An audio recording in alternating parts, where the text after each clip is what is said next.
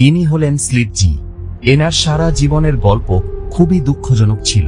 এনার জন্ম মাইক্রোসেফালি নামক রোগের সাথে হয়েছিল, যার কারণে এনার ব্রেইন এবং মাথা ছোট ছিল। এনার ব্রেইন একটি ছোট বাচ্চাদের মতো ছিল। ইনি একবারে কয়েকটা শব্দই বলতে পারত। তার কারণে এনার প্যারেন্টস এনাকে ছোটবেলাতেই ছেড়ে দিয়েছিল।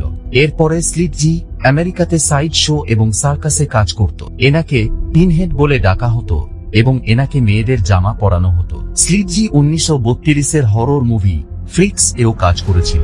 স্লিটজির জীবন খুব কঠিন ছিল। এনাকে জোর করে কাজ করানো হতো।